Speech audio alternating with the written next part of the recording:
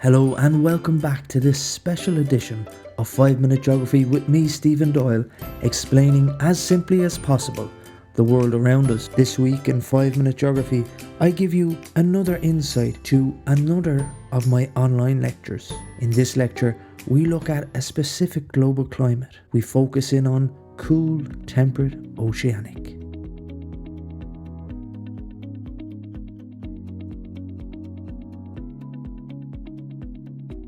So in this video, we're going to look at one global climate. The global climate that we're going to focus on is cool temperate oceanic. So because climate varies over space, the surface of the Earth can be divided into distinct climatic regions. So the global climate that we're going to study is cool temperate oceanic in this video, and we'll focus on mainly its effects on northwest Europe and the effect that has on Ireland. To look at this, we're going to look at different aspects. The first aspect we look at is latitude, or the curvature of the Earth. The second aspect we look at is how wind has an effect on our cool temperate oceanic climate. We'll then look at ocean currents and how the ocean currents influence the climate. And finally, we look at the different pressure systems that are associated with this type of climate. The first aspect we're going to look at is the curvature of the Earth. So the effect the curvature of the Earth has on the distribution of solar energy. So latitude basically is the distance a place is from the equator. So the shape of the Earth is curved, and therefore places in direct line with the sun receive maximum heat or maximum solar radiation. So for example, Ecuador. Solar energy hits the Earth directly overhead, and therefore the rays are concentrated on a smaller area in places closer to the equator. Solar radiation then decreases with distance from the equator. So the further from the equator you are, the colder it's going to get. So at the poles, the solar radiation is distributed across a larger area, and therefore the solar rays become weaker. So at the poles, the sun's rays has to travel through more of the atmosphere. This means that the solar radiation is more likely to be absorbed or reflected, and therefore less solar energy reaches the surface, making the region colder. So the atmosphere does two things in terms of solar radiation. It reflects it, either by the effect we have looked at in a previous video known as the albedo effect, or it absorbs the heat. So about 25% is absorbed with 25% reflected. If solar rays have to travel through more atmosphere, well then more reflection and more absorption tends to take place. Cool temperate oceanic climates lie between 40 degrees and 60 degrees north and south of the equator, and cool temperate oceanic climates tend to exist on western sides of large land masses. The climate is located on coastal areas beside the sea, as the sea has a major effect on this global climate. Average temperature in the summer is about 16 degrees Celsius, while the average temperature in the winter tends to be about 5 degrees Celsius, giving it a range of about 11 degrees Celsius, so not too many extremes. Cool temperate oceanic climates, if we look at the name, temperate meaning not too hot, not too cold, but cool meaning the cooler side of temperate. The oceanic meaning that it's influenced by the oceans and seas. The second aspect we're going to look at is wind. The uneven heating of the Earth's surface causes pressure belts, and wind basically is the movement of air from areas of high pressure to areas of low pressure. So this uneven heating causes huge convection currents to occur in the atmosphere. These pressure belts create winds because air flows from areas of high pressure to areas of low pressure. Because of something called the CORIOLIS effect, circulating air tends to be deflected and split into three cells. Now before I go into that, let me just try and explain the Coriolis effect. Because the Earth is spinning, anything not fixed to the ground, so ocean currents, winds, can all be deflected. Winds in the northern hemisphere are deflected to the right because the earth is spinning, or winds in the southern hemisphere deflected to the left because of the way in which the earth spins. And it's because of this Coriolis effect that circulating air is deflected and split into three cells. The HANDLET cell lies between 0 degrees and 30 degrees north and south of the equator. The ferrule cell lies about 30 degrees to 60 degrees north and south of the equator, and these are mid-latitude cells. And then we have the polar cells, which lie 60 degrees north and south of the equator. Cool Temperate Oceanic lies within the ferrule cell. This cell is caused by the differences in the pressure between 30 degrees and 60 degrees latitude. Ferrule cell circulations help to balance the atmospheric flow between the polar and the HANDLET cells. At 30 degrees north and south of the equator, there is an area of higher pressure, while at 60 degrees north and south, there is an area of low pressure. The prevailing winds here are the southwesterlies. And remember, wind is the movement of air from areas of high pressure to low pressure. So these winds bring moisture all year round as they travel across the Atlantic Ocean.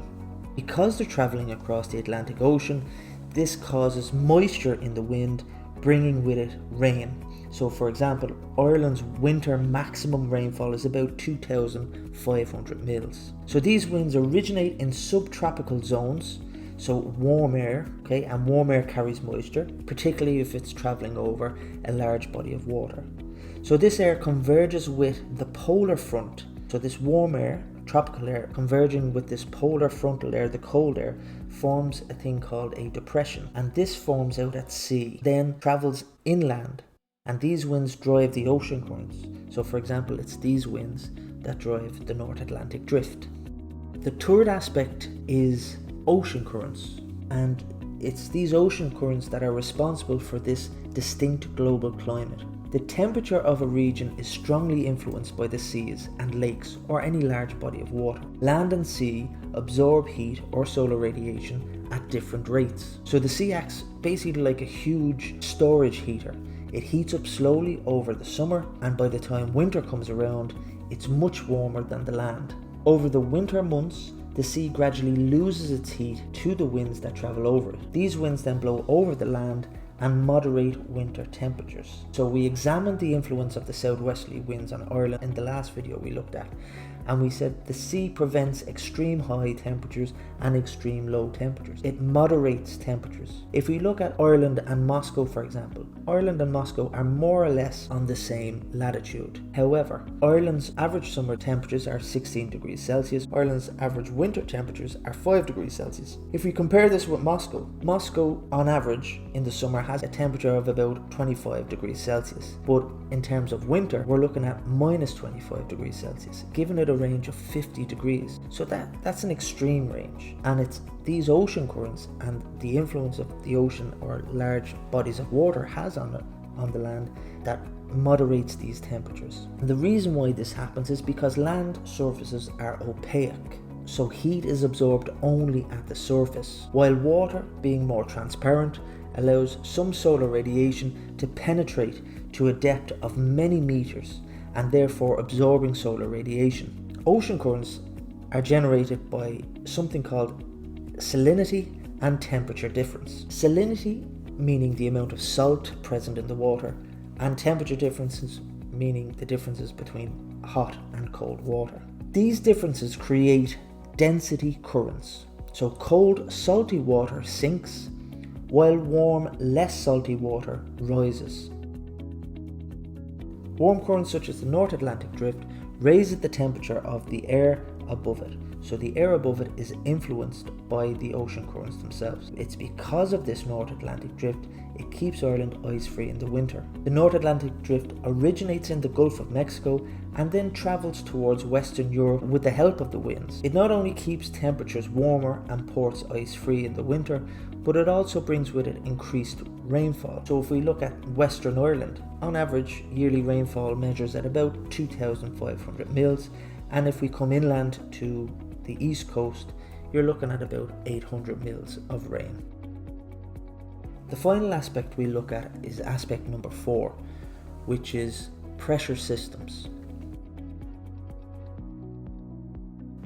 So weather systems develop where warm air from the tropics meet cold air from the poles. This climate is dominated by low pressure systems, and this is due to the polar front and the turbulence they cause.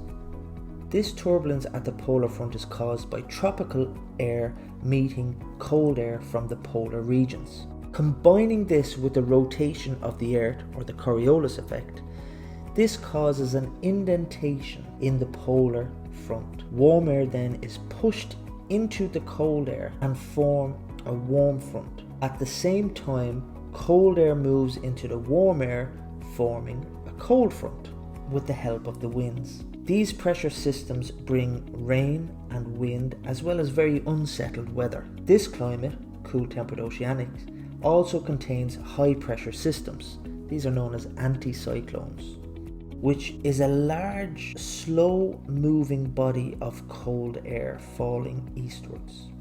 Warm air rising contains moisture. As it rises, it condenses and forms cloud, which is bad weather. They're called depressions. Anticyclones is cold air falling. Now this cold air falling brings with it settled weather, so nice clear skies, because cold air doesn't contain a lot of moisture.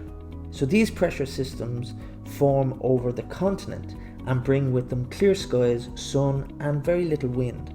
This is because they come from the high pressure belts of 30 degrees north, which drifts northwards during the summer. In wintertime, the air may be very cold as the high pressure system brings clear skies and frosty weather. So that really is it. And the global climate, we focused on cool temperate oceanic and specifically the effect on the northwest Europe and on Ireland. The aspects we looked at was the curvature of the Earth and how this distribution of solar energy was uneven and created distinctive climatic regions. We then looked at the effect of the wind and how the mid-latitude climate is located within the feral cell, the effect that the Coriolis effect has on the circulation of air and the movement of air from high pressure to low pressure. Thirdly, we looked at ocean currents and how ocean currents acted like a large heat reservoir and how these ocean currents had an influence on the temperatures of the land. And finally, we looked at these pressure systems. These high pressure systems are anticyclones, which is cold air falling, bringing about good weather. And finally, we looked at depressions or cyclones, which was warm air rising or two air masses meeting, forcing warm air up to rise and bring about unsettled weather. So those four aspects, latitude, winds, ocean currents and the pressure systems, these are the aspects that create the climate that we know as cool temperate oceanic. As always, I've been Stephen Doyle with 5 Minute Geography. Thanks for watching. If you like what you've seen, please click the like and subscribe to the channel. If you'd like me to cover a specific topic, please just pop it in the comment section below.